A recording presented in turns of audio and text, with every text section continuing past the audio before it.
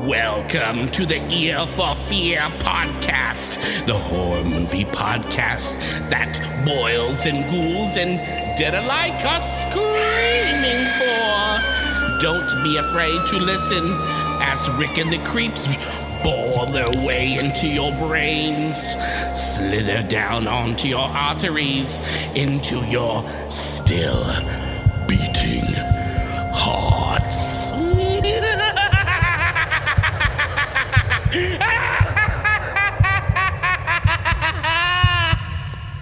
Hi, this is Rick, and this is the Ear for Fear podcast. This is the podcast that talks about scary movies or movies trying to be scary. Today, we're going to be talking about 1978's classic John Carpenter, Halloween. And I am joined by, everyone's here again, Darren, Morris, What's Jake. up, man? Hey, welcome all. Thanks again for coming on out. Yep. Before we dissect this quote unquote classic, let's do a quick synopsis. 15 years after murdering his sister on Halloween night, Michael Myers escapes from a mental hospital and returns to the small town of Haddonfield, Illinois to kill again.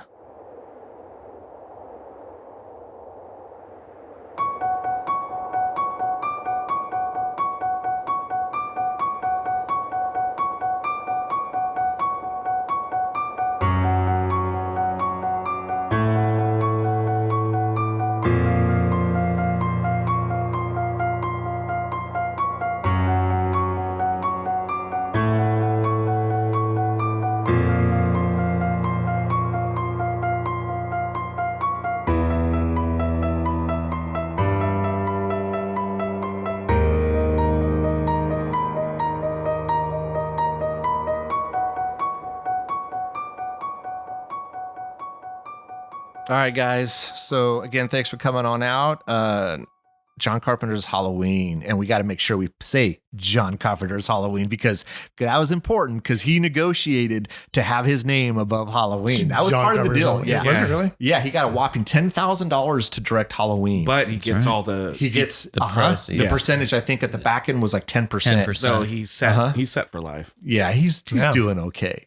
But I was thinking about this. And I don't know, and I'm going to ask this question, and you guys don't know. I'm going to ask this. Oh, first of all, spoilers, and I want to plug stuff. Monster Movie Man 13, Jake, Lester's son's band on Instagram, correct? That's right. We're Okay. on Spotify, Instagram, and Apple Music. So make sure you guys check them out. And Darren, you want to plug anything? No, Nope. no. Nope. Darren does all the music. I'm plugging that. No. All right. So, wow. Pretty awesome music. So choke on that. No, I'm just kidding. But I was thinking about this watching Halloween the other night, and I've seen it a million times. and this warranted a telephone call to my mother. And I was trying to remember when I saw Halloween for the first time, Mhm. and I narrowed it down. It was October 30th, 1981, and it was the first time NBC played it on television. Mm-hmm. I was 9. And I remember my mom went out with her friend or girlfriends, and we had a babysitter. And I think there was like 1 or 2 girls, and they were probably teenagers, I mean, it kind of makes sense, right? With Halloween. Sure. And I watched this movie for the first time, had never seen Halloween before. And I remember going to bed, and I don't think I got a minute of sleep because I thought Michael Myers was in the room. In the closet. He was in the closet. He was under the bed. He was in the corner. I did not sleep at all. And that was my first experience with Halloween. And I remember enjoying it. And it's a different version because it's made for TV and they cut out stuff and then they filmed new scenes to add in later. But that was my first kind of experience with Halloween. I'm sure that my first, experience with it was probably something similar. I'm sure I was just at, home or whatever, but for the life of me, I cannot remember. It's like, I remember. Same here. Yeah. yeah. Do you remember, Jake? No?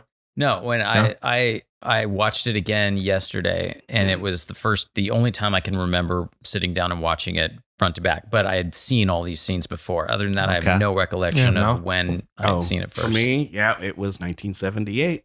My sister took me and her boyfriend. They took me to the Ceremony 16 Theater I was 9 at the time. Wow. Mhm. It had to have been that weekend right before Halloween or pretty close to it. Yeah. Yeah. I can't pinpoint the exact date, but But it was around that time. it was 'Cause around that time, and it scared the living Mhm. shit out of me. Did it do what it did to me? Like, dude, I couldn't sleep. I was I was fucking scarred. It's the first scary movie I've ever seen without closing my eyes, and I had to cover my ears because the music affected me so much. Because it's like a beast of its own. It is Yeah. because if you remove the music from this movie, You're right. it's not as scary or suspenseful. Mm-mm. Like Right. I mean, you take it away, which I watched a documentary the other day. Right. They took the music out because I think John Carpenter had presented this movie to whoever, and they go, "This isn't scary." Yeah. Well, he did it and didn't have the music on it yet. Right. And as soon as the music hit on, and you put it on there, it was just a whole nother beast, man. Mhm. Yeah. A whole nother Yeah. movie, and it just wouldn't be scary, Yeah, right? the music Yeah. does that. Music's It- part of his character for Yeah. sure. It is. Oh, yeah. It is. But I mean, dude, yeah. And I was watching the documentary. It's like at first release, I think they had so many like prints made up, Mhm. and it was like one of the guys who was part of Halloween, and it was probably some guy in the background, you know, some not going to call him a producer, but someone like that. Someone at MGM owed him a favor, and so he was able to get like 500 prints made of, or whatever you call it, you know, Right. reels of Mhm. Halloween, and because they just weren't sure, Yeah. you know, they weren't sure what they had here, and then all of a sudden it literally just took off, Right. you know, and it just became this whole other, you know. Yeah. So anyways, that was my first experience. I had to bring it up because it scared the hell out of me. Yeah. And I couldn't remember, was it 80? Was it 81? And then I called my mom. She goes, well, I think it was 81. And then I started doing some Google research, and it said NBC first broadcast October 30th, 1981. And I'm like, that's it. Yeah, That's they- the Do you night I think, watched it. do you think William Shatner gets any sort of royalties? Probably I mean, not. I know that they obviously the mask is a William Yeah. Shatner mask, but Yeah. obviously they cut the eyes out, holes, and obviously they painted, Yeah. but I heard still, did I hear though. that they turned it inside out too? I if thought I that read that. matters. I heard that too. Yeah. But it just makes me wonder. They said like they go, it looked nothing like Shatner. I would almost say the mask now, the way they've done it, almost looks more like Shatner. It does, Yeah. because I just looked at it yesterday, and I'm like, that was what made me think. Yeah. I'm like, I wonder if Shatner got his hand. I in think, the but for me, it's not enough for me to have put that together myself. Now that once I know it's William Mhm. Shatner, I look at it, I can tell it's Oh, William yeah. Shatner. I don't know if I would have put that together Yeah, myself. maybe you're Yeah. right. Yeah, maybe you're right. Well, I certainly didn't when I first saw No. it. Oh no, Right. no. Yeah. I remember the mask scaring me. It's a scary mask. Definitely. And the fact that they did this whole movie in like a month on $300,000 budget is just, it's crazy because I mean they were using like friends, like they were literally calling up their friends and they would come on set and they would sleep there and they were making zero money. Yeah. Like I think the guy who played the Shape made, what was it, $25 a week? Yeah. I think $25 a week. Because they were friends. They were friends. They went to from USC. USC, yeah. Yeah.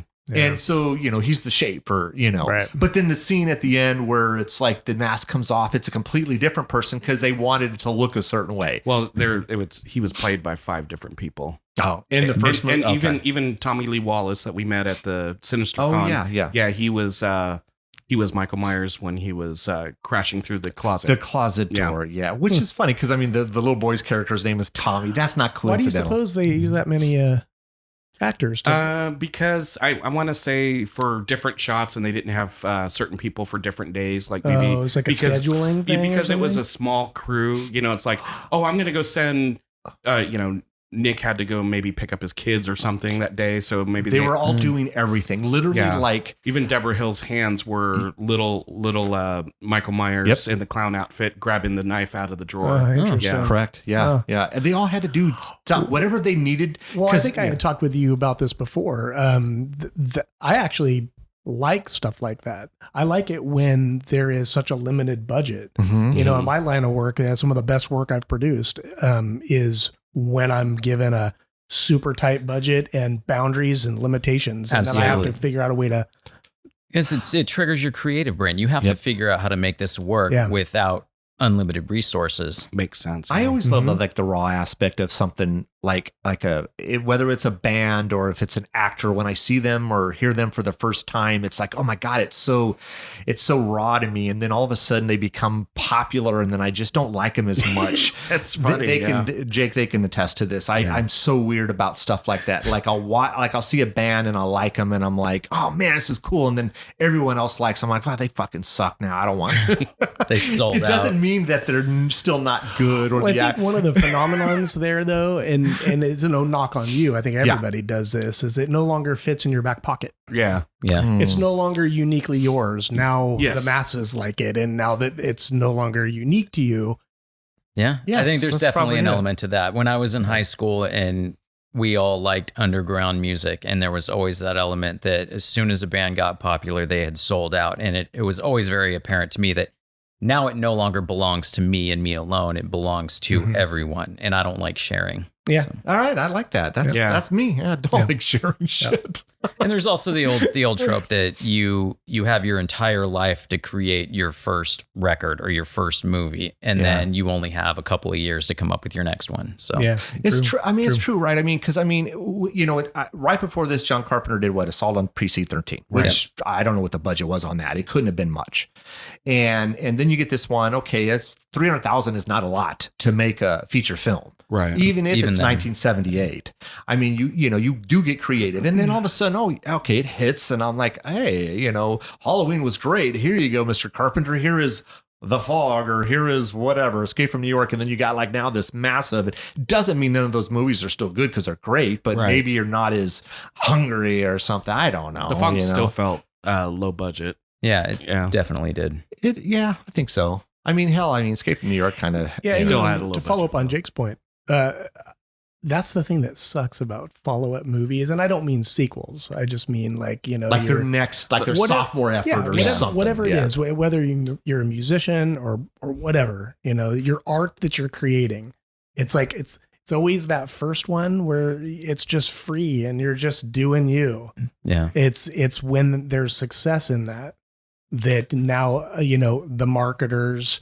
And maybe entities that are responsible for distributing that, now they all have a say. Like a voice, becomes more political. Yeah. There's a lot of different things. Everyone has their hand out, right? I mean, because So now the pressure is on, and, artists don't do well when it comes to that sort of thing. The pressure. I agree, yeah. I think they can, but it's definitely an easy trip up to make is to, where you're pulling from when you are unknown and you have an interesting life versus where you're pulling from when you're known and you're around a bunch of fake ass, executives and things like that. Well, it's like artists will get in their head.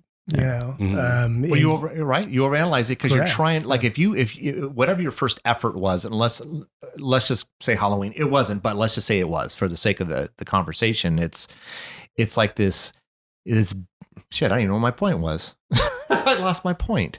Go ahead. I'm sorry. I just had a brain fart. Yeah. Probably you were just probably going to talk about the fact that artists are going to get in their head and they're going to Thank you. Yeah, exactly it. I mean, when it's when it's your first thing, it's like there's not all these expectations, and it's like, okay, and now there's these humongous expectations, and it does. I mean, it could be a mountain. I mean, the thing can become a beast. Yeah, and sometimes it's enough to derail the artistic process. Yeah, I think that's true. Yeah. I mean, I guess, yes, the pressure comes in. Like it's now all this money and there's all these other different avenues that wasn't even a thing when you did what you did. Yeah. And now it's like, you got, John Carpenter could have done, because the documentary I watched, he basically had full control here.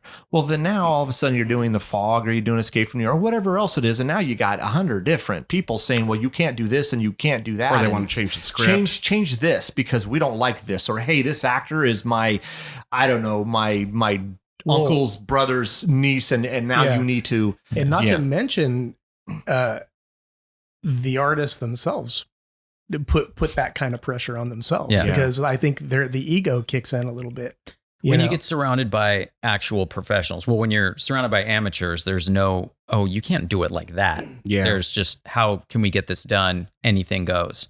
And when you get around professionals and probably union crew and things like that, there's no, we can't do it like that. This is the proper way to do this. And it's the same way, the one way they do it in the industry. Yeah. Because I always feel like, when I'm doing a design piece, I'll finish it.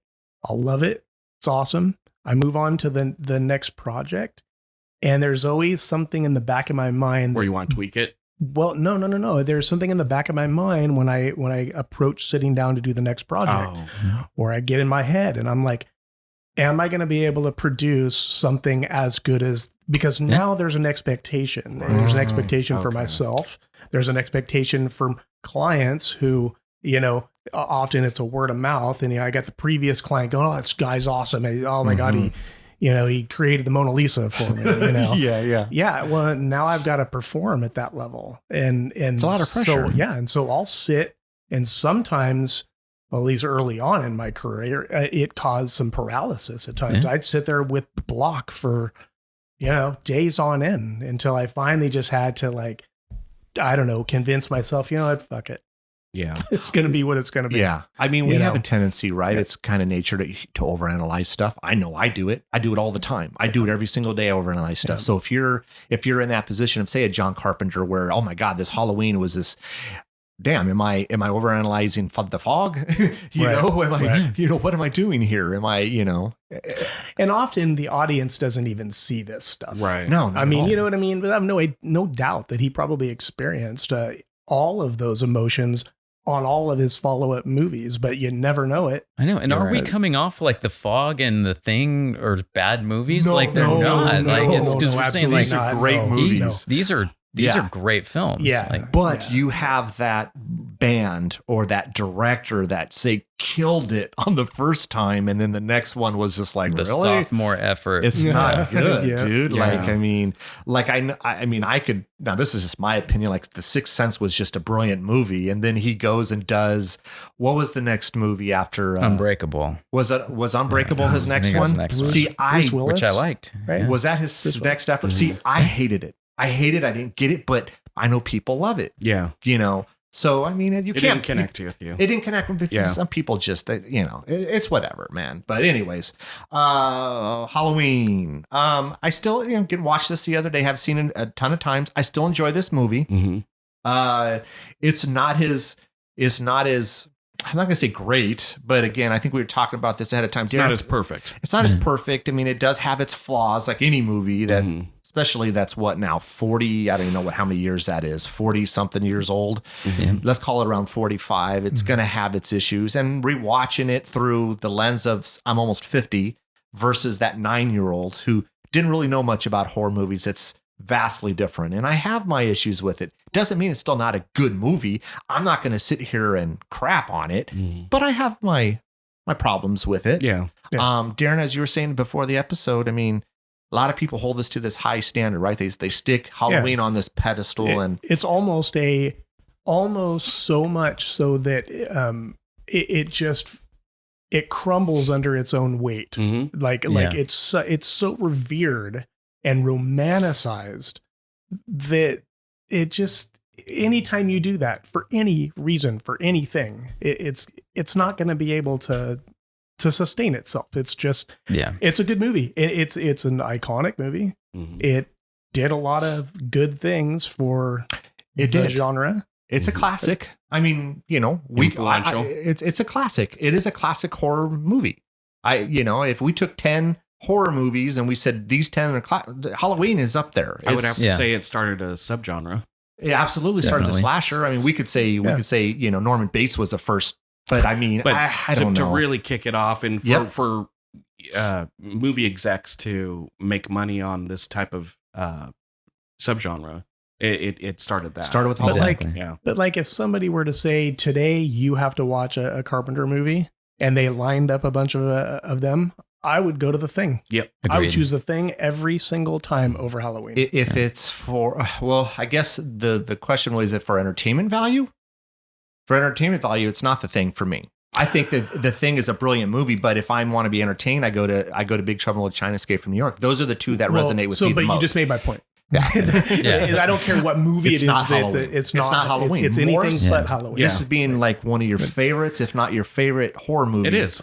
Would you go if like Darren said, I line up 5 John Carpenter movies? Are you picking Halloween number 1? That is the one that you're watching the first. Or for to show somebody that doesn't know John Carpenter. I just saying as a whole, just for pure entertainment. Let's just say for pure entertainment value.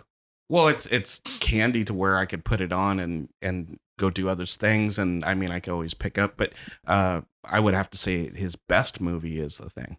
Absolutely. For entertainment value. For entertainment value. I'm not saying you're cleaning dishes and vacuuming while the movie's playing in the background. Right. I'm saying I want to watch a John Carpenter movie and I just want to be entertained, man. I had a long week at work and I want to decompress with something. Well, entertainment is a different but that's what I'm talking about. Altogether. Yeah, it would have to be Big Trouble or They Live. Okay. Yeah. That's another one. Yeah. Because they're more entertaining. They're not like I have to see every single scene to understand what's going on. Yeah. I think ultimately that Halloween is more of a concept than an actual film now. It's become an institution. And so when you think of Halloween, yes, you need to see it. Is that the movie that you go to that is going to draw you in? Or is it a movie that you can put on because you're loyal to it and you're going to go do other things while you're watching it? Mm-hmm. That says a lot, that if it's a movie that we can put on and while we're doing something else, then you're loyal to that film. But does it hold up as far as great films go? No, it's an important film. It's an iconic film. Would we still say it is a great film? Well, it started something, but we've moved on from that thing that it started. Right. Yeah. Because I could argue if Darren's daughter Shaylee, what is Shaylee now, about 15? Yeah, she'll be 15 this year. 15. Yeah. And she loves horror movies, but has she seen Halloween? Oh, of course. Yeah. Okay. But recently, what is her, because I would almost say that the thoughts? newer generation would almost laugh at it.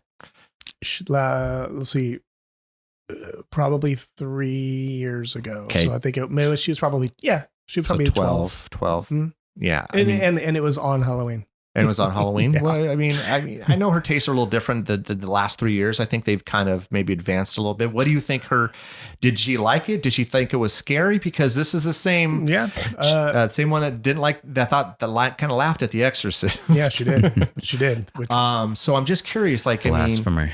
It is blasphemy, right? Yeah, she literally did, man. She laughed. She didn't hate it. She was not really scared. Yeah, and I bet you if I played this for Andrea and Andrea's 16, she would not be scared. Well, I would have to say today's audience, today's kids are.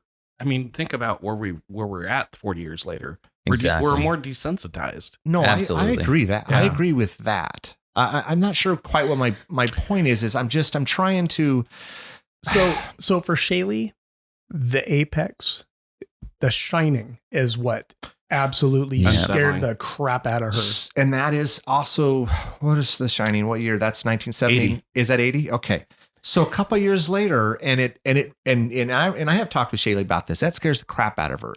And so 2 years later, it's not a huge difference. So it's still in that time frame of those horror movies. I mean, it's not a huge difference. And I guess I just the thing when I'm watching Halloween, I never get a sense of dread. The Shining, I get a sense of dread. Like we were talking about last week with Hereditary. There's always that sense of dread that makes you feel uneasy. Yes, true. That is The Shining. Yes. The Exorcist, and for me, same thing. and for me, when it comes to a film and whether or not it has staying power with me, that I will go back to it over and over again, it's 100% the characters and the performances. Mm-hmm. What Halloween lacks is strong performances from the actors. It is a plot-driven film, not a character-driven film. Right. And that's why it's okay as an iconic film, as an institution. It's something you need to see, but you're not going to invest in these people that you're seeing on screen. Yes, that's very good. Yeah, the best actor is Donald Pleasence. Donald Easy, Pleasence. yeah. And even that's a little hyperbolic, Yeah, he's a a little over the top. I mean, he is. But yeah, I mean that's probably I think, Jake, that's probably as close as we can get to sort of quantifying you watch The Shining and you're like, Jack Nicholson scares the shit out of me. That performance is the Overlook scares me just as a whole. It just scares me. Mm-hmm. I feel uneasy. And this one takes place in a neighborhood. You can take the music completely, like just separate the music, turn off the video, and listen to that music, and it's enough. Yes, it is. It's that drone. Or are we talking about The Shining? Yeah. It's got that drone music. That drone. I feel like I can't breathe. Yeah. I can't, like you're being suffocated. The only other movie that did that, I'm a sucker for good music, but on the lines of The Shining, and this is going to sound weird, but It Follows.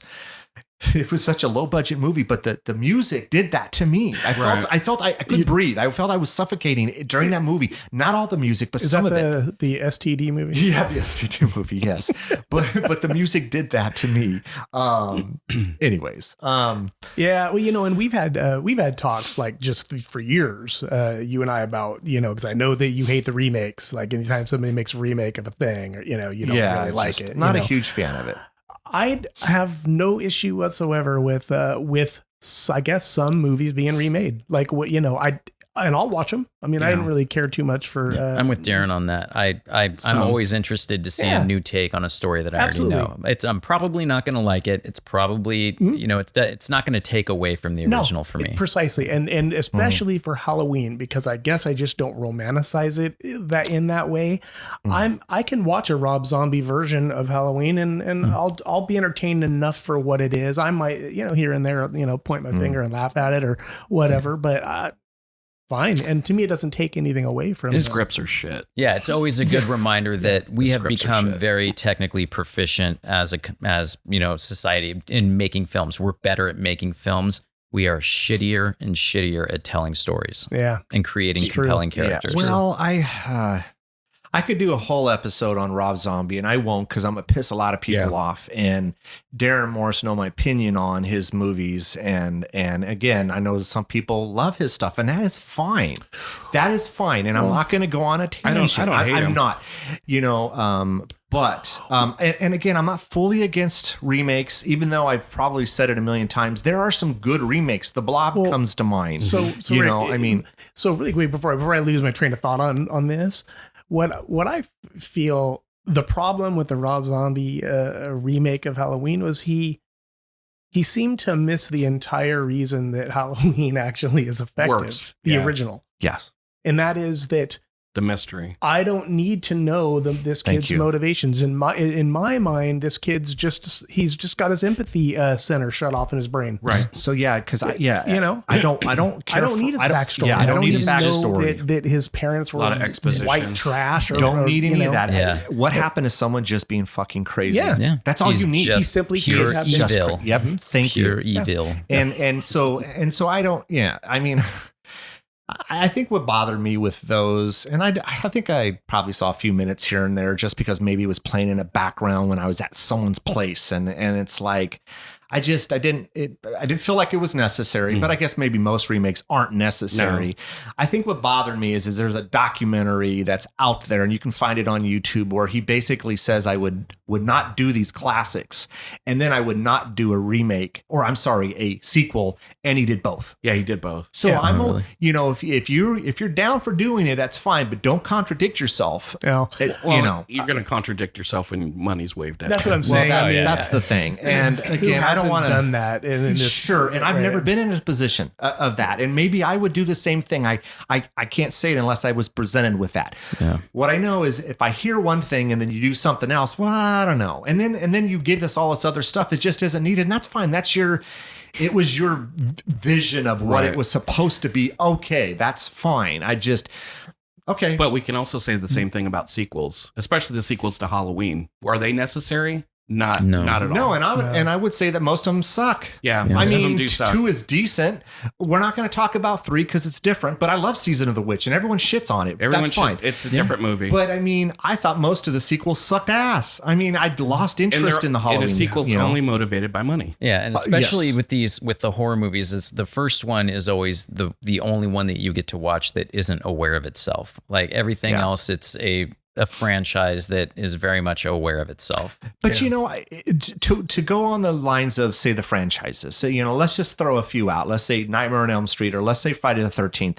I enjoy, because I almost feel like they follow the mythology, but they don't. I almost feel like Friday the 13th isn't trying to take themselves serious. No. I almost would argue and say, no, Halloween was trying to do something like different in each sequel, but they were. Yeah. What's the word I'm looking for? It's like Friday the 13th almost pokes fun at themselves, but they do it in a way that you don't really notice it. Like it slides under the radar. Whereas Nightmare on Elm Street very much becomes kind of almost a comedy at times. Yeah. Yes. And Halloween, I think they just weren't good. Yeah. They were just bad. And I watched the documentary I watched last week. The guy said, dude, I'm going to keep cranking these things out because I'm making money off of them. Exactly. So, okay, well, at least, he at least admits it. Yeah. But I guess I had more fun with the sequels to Friday the 13th. Oh, yeah. They're candy. And they became campy. But again, I don't feel like they took it so serious. Like they were making this work of art. And I don't know, man. Maybe I'm just going off on a tangent. And it's your guys' fault because someone brought up Rob Zombie. And when that happens, I start getting irritated. But well, he was just the first director I could think of that did. They were fleshing out paper thin characters in the sequels, so they had to come up with something that Laurie became his sister or some bullshit. That's so stupid. Or there was some kind of cult involved, and that's why he was he was. We didn't need these explanations. No, none of that and stuff. Even Carpenter says that because he was posed with the sequel for the first Halloween, that he wrote it on like a pack of Budweiser and some cigarettes, and then he wishes he never did the whole sister angle because it was never the intention. Well, I mean, in the scene when NBC bought the rights or whatever to show it, they cut out, of course, some of the nudity and some of the stuff they could not show on a network, channel, whatever it was. Then they decided to film extra scenes. And one of the scenes I think they filmed, Morris, you would be able to tell me this. I think I'm right, but is when Dr. Loomis goes into the room and the lady looking out the window. When the lady, he's already escaped. He's escaped. And then the lady goes, I think you need to see this. One of the workers there, and she pulls back the door and it says sister on it. And it's like, it's because it was tied into Halloween 2. But that is John Carpenter would be probably the first one to tell you he sold out. And that was he would. And that was he would admit to it. It was money. That was his reshot scenes from Halloween 2. Just because they needed extra minutes in the version, whatever, man. I don't know. Because he did film. He did film about 25 to 30% of Halloween 2. Oh, he did? Yeah. Oh, okay. See, I didn't know that. I didn't know that. Rick Rosenthal, the director, he directed it, and it's funny because there's not a lot of blood. There's hardly any blood in the first Halloween. Yeah. But with Halloween 2, that because of the slasher era was already in full swing, that he was told to make it more bloody. Make it more bloody. So Carpenter went in there and he filmed all those bloody scenes. Did because him and Deborah Hill wrote the script for part 2, right? Okay. All right. Well, I guess we could actually talk about the movie itself. Man. I mean, really. Yeah, I know.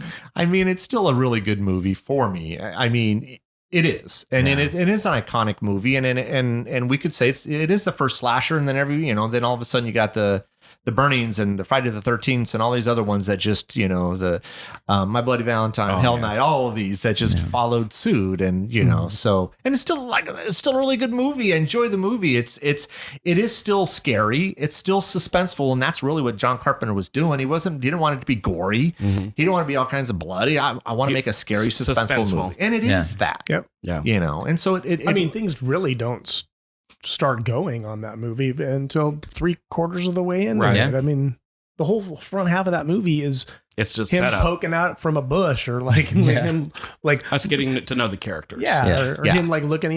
Was there like a scene with the clothes on a clothesline? Yeah, she's looking out the window down at him, and he's standing. With the clothesline. Yeah, there's a lot of a little of those, right? Like I think the school scene where he's watching Tommy. He's watching Tommy because and see, this is why Shaylee didn't really have an affinity for this movie because she's like, okay, well, she wanted there to be a point to it all, right? Like what is his inspiration here? What is his what is his motivation? What is he doing? No, he's just crazy. I don't know if it's a generational thing or what it is, but she just, wanted things explained right away. 30 minutes into this movie, she wanted there to be a thing to happen. Yeah. I understand that. Not really a whole lot, and so I would lean to where I'm like, it's about building the suspense of it, right? I mean, you got to have all this in order to get that build up. And she's just all like, okay. That's probably why she didn't like The Exorcist because of because there was a lot of build up. Yeah. I mean, so they say these days too with horror movies that you have to have somebody get murdered in the first 5 minutes or everybody loses interest. Well, I think maybe that younger generation, I would think you're right. I think for us, we don't need that. But I mean, Well, we grew up in an era where we learned patience. Yeah. Everything these days is instantaneous. It has become ingrained in their... Yeah, well, that's the social media. I mean, if I all of a sudden I post something and then I get a like, oh my God, it's instant. Oh, cool. Yeah. I know when I was a kid and I was thinking of something and I'm trying to figure it out. We didn't have an internet to look it up. I had to go to the library and look at the encyclopedia to go find out what was going on. We were eating cereal and reading the back of a freaking cereal box. You know, that was. Well, I think our generation too, it was when our imaginations got triggered. We were afraid of what we imagined would happen. Yeah. This generation only gets afraid of what they see happen. Yes. Yeah. True. That's a good point. It's true. So, we don't need to go. I mean, I think most people have probably seen this, and I don't want to go scene by scene, but let's, we know a 6-year-old Michael Myers kills his sister. Yeah. And he goes to a mental hospital for 15 years. But we have to say his sister had a boyfriend that was the quickest dick. Dude, seriously, I was thinking about that because that was like a minute. And I'm like, okay. Literally. Well, yeah, because now they go upstairs and then literally he's down a minute. The light goes out. He's down. Michael comes around, goes to the kitchen, and then basically he's done. He's throwing his clothes on and going down.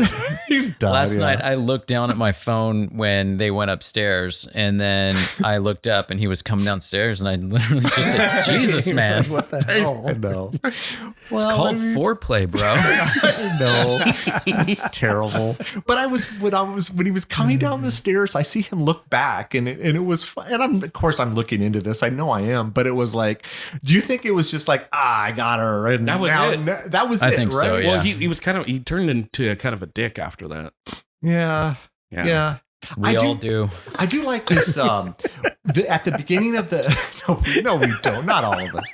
I don't know. When I love this, and I think in the documentary they're talking about this camera they were using. I think it was called a Panaglide or something. Yeah, Panaglide. Where it's basically this camera is attached to you, and I don't know if they were the first to do it. It was one of the first. Where we're seeing this through the eyes of, say, Michael. Yeah. And we're moving through the house as him. And and there's something Dude, about... you can't trust a clown. You just can't trust him. You can't. But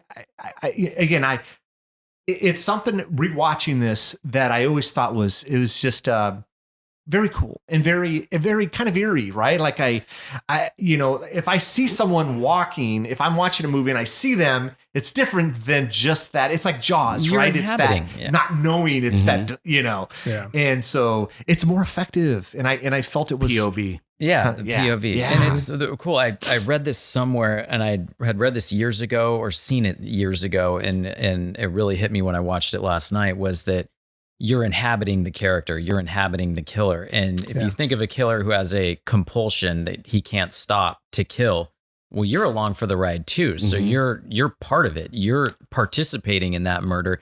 So you're kind of getting into the headspace of a killer who can't help but kill. You're there. You can't look, you can look away, but you can't stop this thing that you're actually doing as a viewer. That's uncomfortable. Yeah. That's not a comfortable feeling. Yeah. It's like being John Malkovich. John Malkovich. So I do love the crane shot, and I know they were kind of I don't know if this was. It was stylistic. Yeah, where the parents are just sitting there. And I'm rewatching it going, Jesus Christ, it was like 5 minutes. It's like they're not going to sit there and look at him with blood dripping off this knife for 5 minutes for this crane. It's a cool crane shot. It's just, I wished it would have been done. Right. I don't know. It was to be pulled back and with the music, and it's supposed to be, it's a frozen moment in time. It is. It is. But rewatching it now through this lens, I'm like, oh my God, really? Because parents, like the mom would have been, oh my God, Michael. I know, she would see the blood on the knife and like, what the hell happened? The dad went, damn, Michael, what did you do? All these things. And it's literally, it's Michael. Yeah. It would have been better if like it somehow froze, it's like some freeze frame. Well, I think they just, as movie making got better and better, they've learned to do a better job at a freeze frame moment in time. Yeah. Well, plus I think they shot that scene as like a play would do, The plays do that. Oh, okay. Yeah. You think that was the intent there? Oh, it was. That was the intent. Okay, well then it's better then. I like that better then. And it was good that they didn't need to show us everyone's reaction to everything that they're seeing. It's it's giving you that moment to run through that in your own head. Like, wait till they get inside. What are they going to see? I think the reaction's implied. Yeah. Yeah, I guess you're right. So fast forward 15 years. Look, Michael escapes people. But you know what? That really creeped me out as a kid. The scene when they're talking, they're setting it up. You have Dr. Loomis, you have the nurse, and the nurse, and they're in the car, and it's pouring down the rain. And as they're, he's setting up, talking about the Thorazine and not standing, and that's the point. Because this was his 21st birthday. Yes. So this was a court thing. Correct. I'm going to assume, right? He was going to court. Right. And they were moving him. Yeah. Yeah. I don't think he was. For the purpose of going in front of the judge. Right. Because he's 21 now. So you're treated differently at that age versus 18. I don't know. I'm trying to understand what's happening, Well, I think weren't they also going to move him to another place, another facility? I don't know. That was the idea. Was that the idea? Moving him, Yeah. All right. That's why they've got the bars on the back of the station wagon. Right. Yeah. Because there's, I think Smith's Grove was not like, in later sequels, of course, it's like a lockdown place, but he was actually going to a place like the sequel, the 2018. 2019. Yeah. Yeah. Because Smith's Grove wasn't quite like that. But as they're driving up in the rain and it's dark, and then you see all these hospital gowns. Oh no, that's scary. Yeah, it reminded me of Night of the Living Dead, 68. Oh yeah, and that was the very first movie I ever saw as a child, and that fucked me up. Just seeing somebody in a hospital gown in a field, kind of. It follows. Yeah, it's unsettling. It is. It's scary, and then the rain coming down, and then the music kicks in. Oh no, it is scary. Yeah, it's not like not scary. I mean, it does. It still gets me. Yeah, and then him jumping on the car, and but I mean, him the driving off thing. Look, for the sake of the movie, we'll just let it go, even though I don't want to let it go. Like, how in the hell did he hop in the car? Okay, hold on a second. How do you learn to drive? He hops in the. I have to bring it up. Look, and I understand. I mean, it's just the movie, and we're supposed to suspend belief. Okay, fine. But the dude hops in a car. He's never driven before and drives 150 miles to his hometown. But there's no GPS. There's no Thomas Brothers guides. How is he getting there? It's the evil's drawing him home. The evil's drawing him home. Okay. But I think about this too. So when I was, how old was I? I think I was 14. Yeah, I was 14 and my parents were gone and I took the car out for a drive with my friend. And obviously I hadn't been through driver's training or any of that stuff.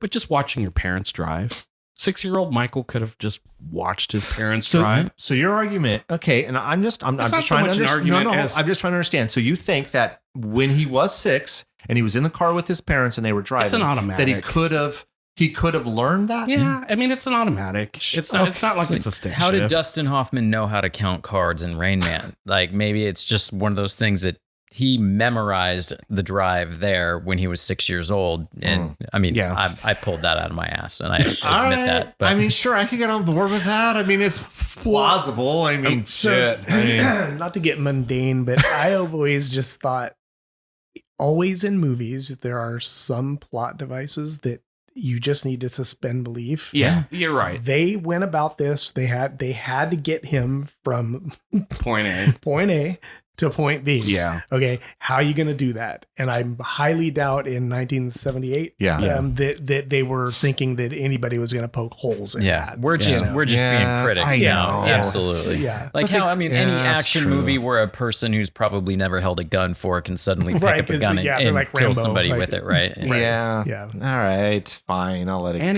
at least they call it out in the movie too, right? They do call it out. Line of Plus, dialogue, I mean, how hard could it be? I mean, he is an adult at that point in time. All right. There's a wheel there's two pedals. Yeah. I mean, how hard could it be? Stop. He might have hit some stop signs and some mailboxes. Okay, so that's fine for the fact that he's driving a car, but getting 150 miles? No. And then driving it around town, and too. Driving it around town, and he's putting on the blinker, and he's putting his arm out. Sure. No, I'm just kidding.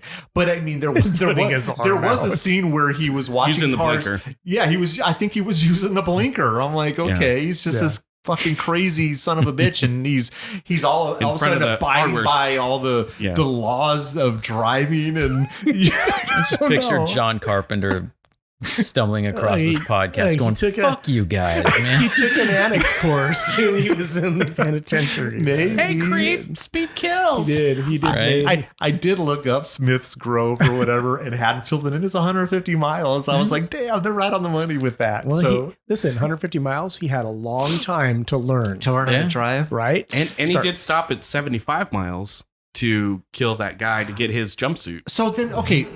Because it said 75 miles to Haddonfield. Okay, it did. Okay, so why the heck? So Dr. Loomis knows how crazy he is. He's coming to your town, Sheriff.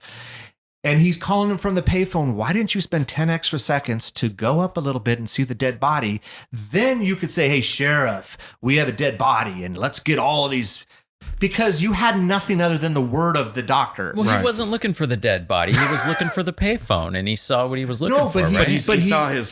He saw the matchbooks. The matchbook that was in his car. Yeah, it was the matchbooks, and there's the truck, and the truck is. I mean, and he saw the hospital gown. Yeah, it's like, how about? I don't know. Let me. It probably had Smith's Grove. Like stenciled on it, maybe. Yeah, again, for the sake of the movie. I don't know. It's whatever. I mean, yes, I don't want to pick apart those little things. Again, it's a plot-driven movie. So the plot needed to happen. We needed to facilitate Michael to Haddonfield. I know. I can't think of any way to get him from... We need to get him to Haddonfield. That's where his home is. Right. Yeah. The house has been emptied for 15 years. It is for sale. And his motivation was just to go home. Just to go home. He doesn't know anywhere else. He doesn't know anywhere else. He escapes. He can go anywhere. Yeah. He's just going home. He's just going home. I mean, that's before he went into the hospital, that's where he was at. And so I'm going to go where I feel, I guess, comfortable. Yeah. I'm going to go to this house. And he did kill somebody to change his clothes. Yeah. But who knows if he keep going out to go kill. He just wanted to go home. He wanted to go home. And who shows up to his front door? That's Lori. And Tommy. And both. Tommy. And, and this is where I want us to talk about fate. And again, I want all your opinions on this because we talked about this in the previous episode of Hereditary. Mm-hmm. The things in Hereditary was it was just, they were pawns. It was bound to happen. It was going to happen no matter what. It's just, how was it going to happen? It was inevitable. It was fate. Same here with Halloween. Like, look, I mean, Lori's dad is selling the house. I'm going to put, hey, honey, I need you to put the key underneath the mat. They're going to go show it later. Then Tommy comes and they walk together. Michael's there. But I think had she not gone there, she would have eventually gone there and he would have eventually followed her, even if it didn't happen on Halloween Day. Well, I think I would almost say agree with part of that. I think fate, no matter what, they were crossing paths. Right. Let's just call it on Halloween for the sake of it being Halloween. Exactly. No matter her and Tommy going to the house and her going to the door and Michael he just sees her. Right. And she's around the same age as his sister when he killed his sister. Mm-hmm. And so then all of a sudden he's enamored by her. Mm-hmm. And so because she's 17 which is the same age as his sister that he killed. So was it inevitable? And was he this sees fate? Tommy, And Tommy was there too. That same age that possibly he was when he killed it. Well, he's a little bit older. Similar. Yeah. Yes. So Could it have been chance? maybe. Yeah. I mean, couldn't have been any other 17-year-old girl? It could have been. You know, It could have been. The reason I bring it up is the scene in the classroom where the teacher asks Lori about fate, and she says whatever I forget what she says. The author Samuel's about there's one person that thinks fate is basically religion. It's and the other guy believes that it's a natural element. Yeah, it's like earth and air and stuff like that. And it's not coincidental to me. I just don't feel like they needed some dialogue and Carpenter and Deborah Hill just said, "Hey, let's just throw." No, I think it was all intentional. So it was intentional that they wrote that in there. Yeah, it's so was it, whether it was her dropping off a key or whatever it was inevitable. They were, they were going to cross paths, and he was going to, I guess, be infatuated by her and need to know everything, and then everything else, everyone else was just collateral damage, right? I mean, what was her name? Was it? Oh God, was it Annie? Annie speed kills or whatever, and then it was, Well, remember we were talking about, and this was maybe a couple months ago. You and I were talking about somebody else had a separate take on Halloween to where, because Annie, showed her interest in and kind of like speaking out towards him, like speed kills jerk, that his focus was on Annie at that point. Because when the two girls, of course, he follows both of them home, and he follows. But they're together. Mm-hmm. She picks her up, and they're driving around, and he's following both of them. Yeah. When they stop off at the houses, which is supposed to be 3 doors down, but it's actually across the street, and it's just the next house over. Yeah. Which that's reality. That he sees Jamie Lee or Lori go into her house to go take care of Tommy Jarvis. And then he sees Annie. His focus is on Annie at that point. It really, you're right. Mm-hmm. It is. Yeah. I mean, she's really the first death, right? And he's freaking stalking around her house. He's not stalking Lori at this point. No. True. Yeah. Mm-hmm. Interesting. And then we could just, so then you think that, that's interesting though. Mm-hmm. So Annie could have been really the focus, his new and then focus. Everyone else, like when what was her name? When Linda came in, and Bob, I think that was her boyfriend. Because they were there. Mm-hmm. And then Lori came over because she was checking on them. Yeah. So it was just, maybe. Yeah. I could be because Annie was giving the crown of being Judith Myers on the bed, Good remember? Point. He didn't put Linda on there. He put Annie on there on the bed with the Judith Myers tombstone. That's right, he did, didn't he? Mm-hmm. So maybe really it's just, and Lori didn't get attacked until she investigated. Exactly. Yeah. So this was really Annie's fault, bitch. I think they were all on the list. Anybody that came along was on the list. As soon as Lori, like we said, fate. Yeah. As soon as she showed up to that door, that her fate was sealed. Yeah. Yeah. And then being Annie and Linda are her friends, of course, she's gonna, they're gonna be a group. They're gonna be, she's gonna investigate. Yeah. Had she had been babysitting across town somewhere else, maybe not. Yeah. I didn't. Yeah, you're right. I can't. I'm not gonna.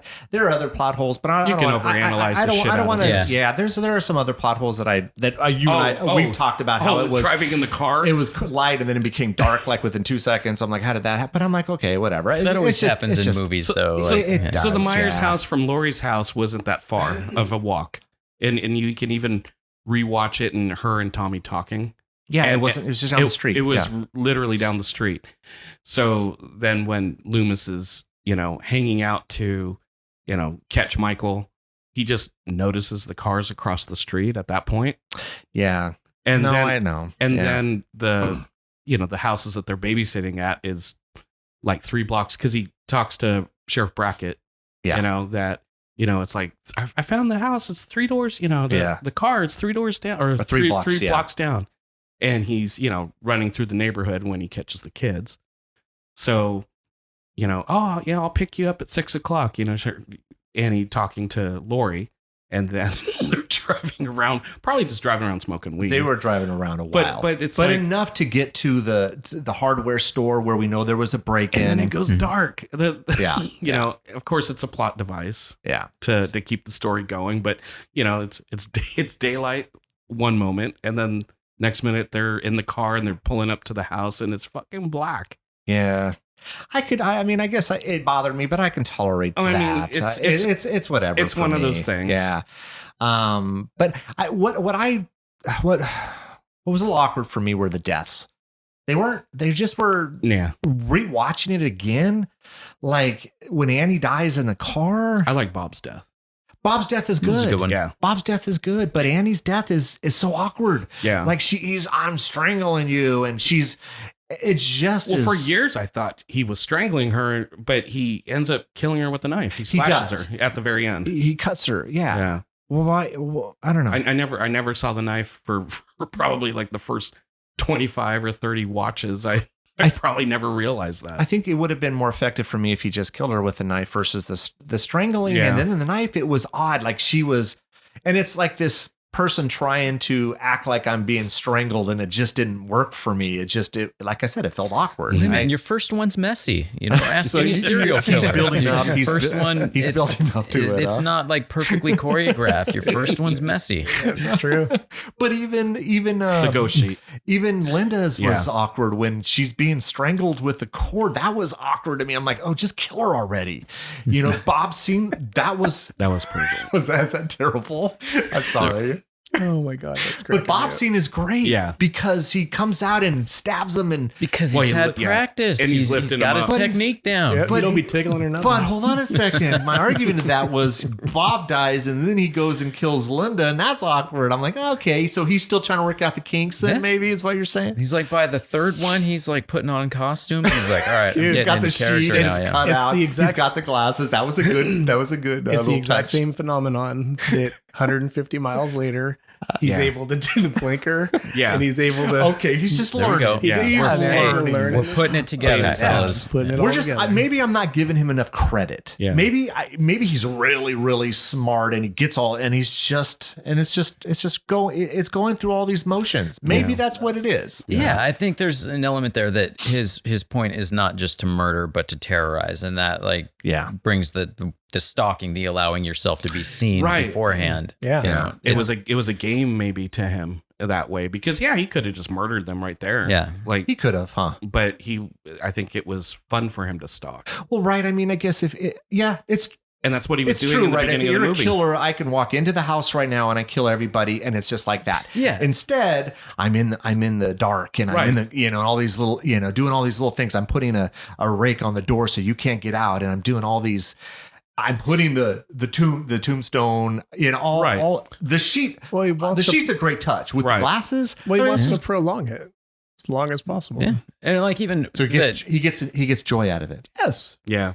Or even later with Lori, did he miss her on purpose when he was swinging the knife at her? I mean, he had 2 pretty good shots when she wasn't looking, and he missed. Yeah. Mm-hmm. Yep. Now, when he kills Bob, and Bob is basically. He's on the wall, and he's looking at him, and he turns his head, and it's like I don't know if I had I collected models, and I had like all these models set up, and it was a hobby for me, and I was looking at him, and it was showing me joy, and he was pinning a butterfly to it's like a little butterfly collection. He was pinning a butterfly. Okay. So it was just, that, him turning his head, and it was like, oh, look at this. He was getting joy out of that. Yeah. Fucking crazy asshole. You know what I love about the first movie opposed to any of the sequels or any other iteration of Michael Myers is the fact that and I was talking to you about this, and I never really said it out loud before, but was the fact that you can hear his breathing through the mask. Yeah. I like that. Yeah. Yeah. It's scary. Yeah.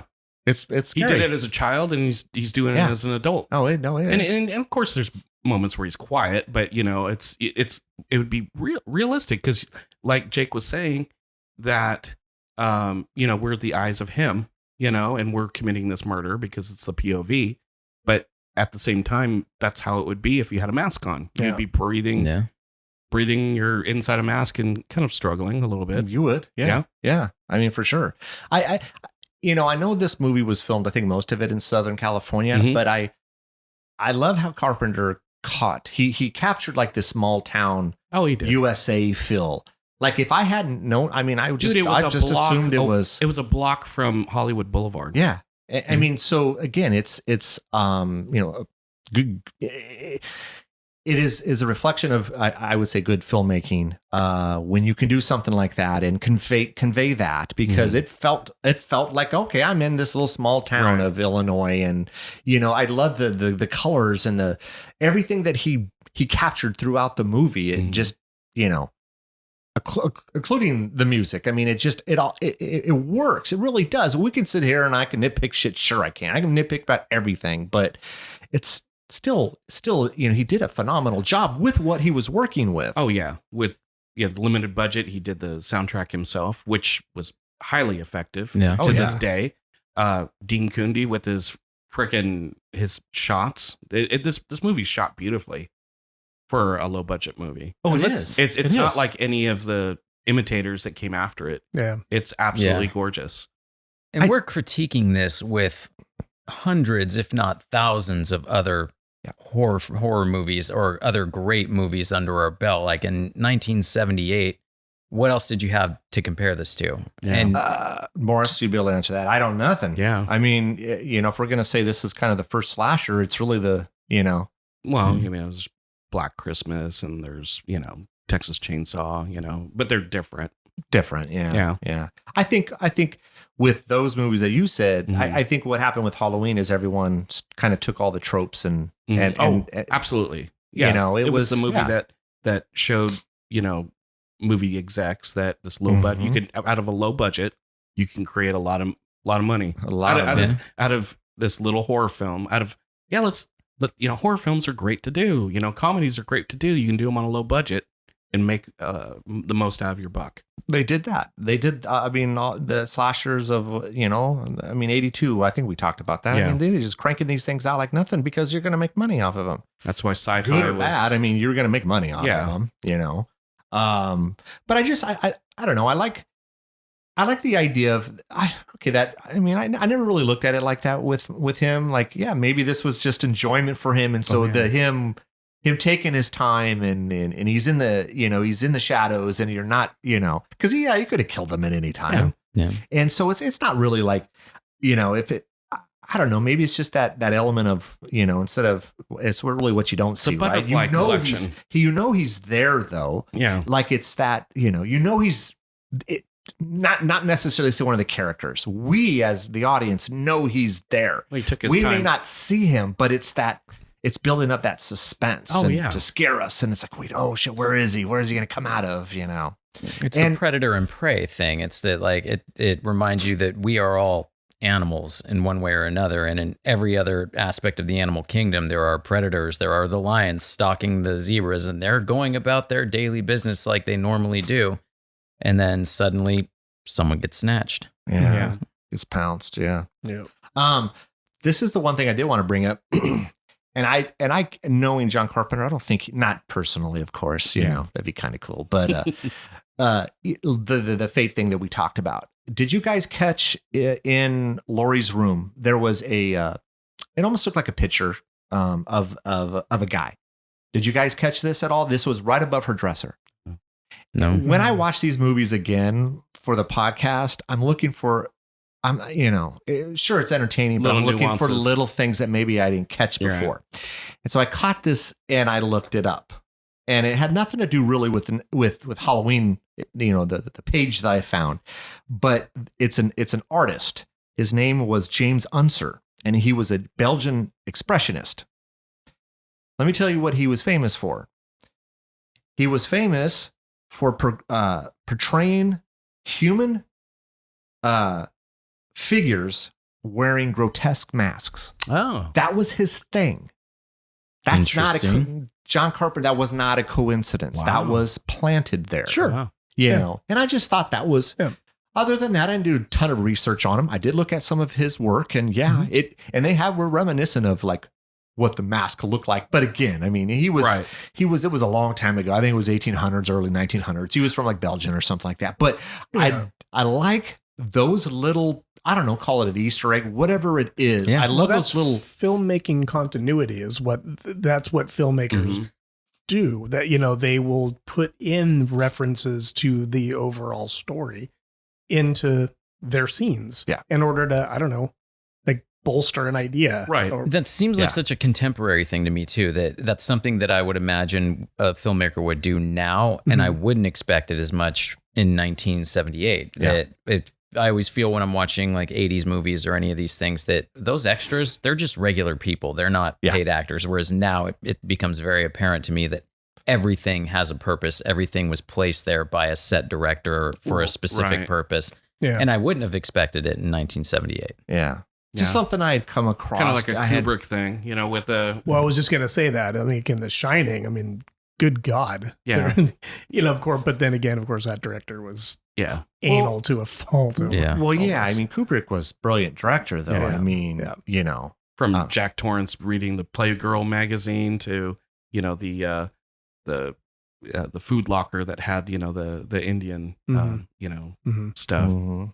Yeah, when I rewatch a movie and I've seen it several times, I'm looking for something different, just something I could maybe, I don't know, you know, and I found that little nugget, so I thought I'd share it.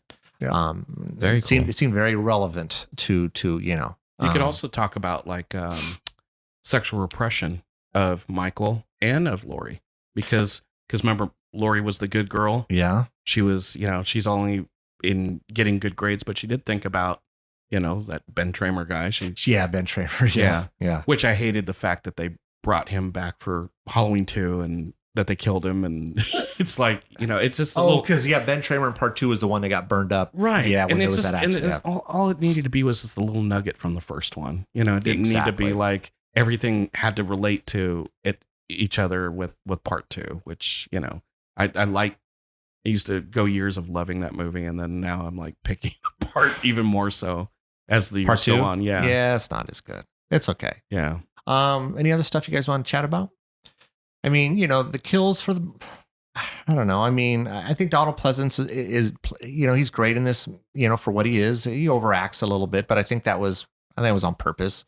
I mean, you know, didn't they originally want Peter Cushing? He said, I don't think so. And then Christopher Lee. And then they got Donald. I think the budget was enough to have Donald Pleasance doing, but he only wanted to do it because his daughter at the time was in a rock band and had heard the music from Assault on Precinct. Is that what you heard? That's correct. Yeah. Assault on Precinct 13. And Christopher Lee years later, after doing The Howling 2, you know, my sister, my sister is a werewolf. Yeah, which is a piece of crap movie. But he even said, you know, damn, that was one of my career choices. I wish I would have accepted that. It's hard to go, you know, when you hear of other actors that were supposed to be for another role. And I just always see Dr. Loomis as Donald Pleasance. Because it is, of course. But I mean, I'm like, I thought he did a great job. It was convincing. You know, he does have his little moments where he's, you know, what was the one? Death has been brought to this small town or some shit. Yeah, I don't know. It's kind of cheesy line. Yeah, it's not something that he might be a psychologist or some kind of a doctor. Then that's not the language that, you know, a scientist uses, you know. Evil. Well, when the boy comes up and what is it, get your ass away from there, Lonnie. And I'm like, I just don't. Away from there. Yeah, I don't know. I just don't see him doing that. Dude, almost sounded like he was trying poorly to cover up an accent. Yes, that's exactly what it was. Yeah. Dude, that scene always made me laugh. It's funny. It's a funny scene. Because the next scene you see, these kids are just, they're just running off. You know, it's just like a run. Yeah. Do you think, I mean, probably not, but I was towards the end there where, I think Lori has stabbed Michael with the sewing needle, and she comes upstairs to see Tommy and Lindsay, and hey, you guys, I got him, and Tommy says, well, you can't kill the boogeyman, and then you hear the breathing. Yeah, and then you hear the breathing, and it's like. And I know there was no sequel that was already planned, but it's almost some foreshadow, and you can't kill him. He's just this. Well, just the end shot of him, like, being there and getting shot over the balcony. I mean, any normal human being being shot 6 times and then falling off a balcony. Well, she gets him with the hanger, which was a good shot, by the way. Oh, I mean, the first time. She stabbed him in the she chest. stabs him, and they always throw the knife down. It's fine. But I like this idea of, her.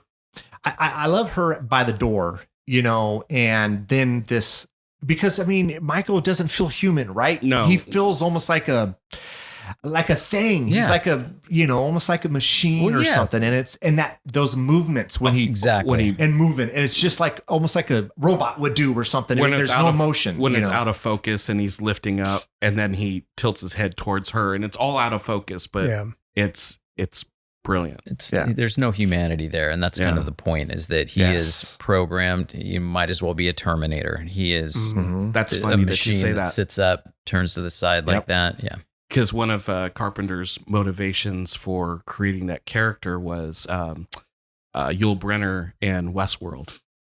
Oh yeah, he even says it on a documentary. I think I did hear that. Yeah. Yul Brynner being that, and he was like kind of the first Terminator in a sense, because he's a robot. Yeah. And it's funny that when he made Halloween 3, he made his robots, they were all pretty much like Michael Myers. Oh, that's right. Yeah. Michael Myers is. Yeah. The ending always, the ending always, I was always trying to like think about the ending, like, when he shot. Yeah, that is the boogie, Yeah. And then he's gone. I believe that was.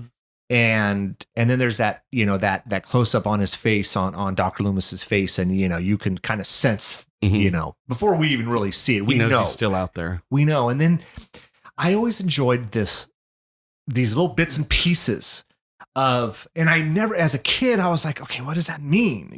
Like they're showing all these different parts of the places of where he's been where he could be, right? And I never understood. It was scary for me.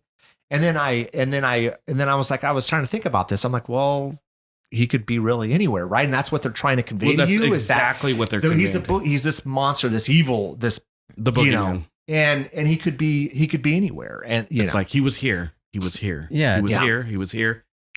And then they close up on his house, and then it's like, okay, well, that's where he is, but he could be anywhere. Yeah. And that was never set up for a sequel, but it was to leave you with that. And that was a great ending. That's a great ending. Yeah. But now they always have to do the Carrie ending and movies afterwards where, like the end of Carrie with a hand. And of course they, with Sean Cunningham, he said, give me a Carrie ending, with the, Jason jumping out of the, into the water. Yeah. Out of the water. It's the Carrie ending. There was another movie, totally not like this movie, but the idea of where you go as an outro, visit the places that you've been throughout the film. But did you guys ever see Before Sunrise? Never did see that. No. Richard Linklater, really great movie. But it's at the end of the film, like they go back to all the different spots, just a quick couple of seconds cutting into all the different locations that these two characters, because they spend the whole movie walking and talking basically. Oh, okay. But it goes back to all the different scenes, and it's interesting. I don't know what it's for, but it sticks with me, and just like it did in this film. Yeah, it does. It sticks with you. Yeah. What? Anything else, you guys? Nothing else. That's all I got. Anything else? I mean, it's still a good movie. It's a movie. Deserves its respect. Give it its due. Yeah, every year. Yeah, I mean, definitely. I mean, if you haven't seen it, whoever's listening, you should have seen it by now. But I mean, it's still. I don't want to sit here and I mean, I can find stuff wrong with everything, but it's still a very good movie. Yeah, I mean, it really is for what they were working with and what they accomplished. Yeah, it was groundbreaking at the time. Yeah, absolutely. I can't think. Darren, anything else? Yeah, I can't really think of anything else. I mean, I think we touched on most everything. Yeah, not our standard format, but that's okay. I guess that's it, man. Well, cool. Well, everyone, hey, thanks again for coming out. Thanks for having me. Appreciate it. Yeah, Appreciate it. This is our first. Well, this is our second time. Hereditary was our first doing 4 of us. Yeah. You know, I have to do more of those. Yes, Yeah, for it's sure. fun. Yeah, I thought it'd be a little harder, honestly, because we've only done 3. I thought it'd be harder. It was pretty easy, man. Yeah. Especially with you guys. I mean, you guys are all great, man. Yeah, I appreciate it. You know, coming on out. Anyways, Glad to be everyone, Have a happy Halloween. yeah, happy Halloween. Yeah, this will be coming out right around Halloween. Yep. All right, everyone, take care. Bye. Bye. You listened all the way to the end. We appreciate that. Don't forget to follow us on Instagram at Ear for Fear Podcast, Twitter at Ear for Fear, and subscribe to our YouTube channel at Ear for Fear Podcast. You can also check out our website, earforfear.com. There we list news and events. We're available on all the main platforms, so make sure you tell a friend. We hope you come back and get an earful.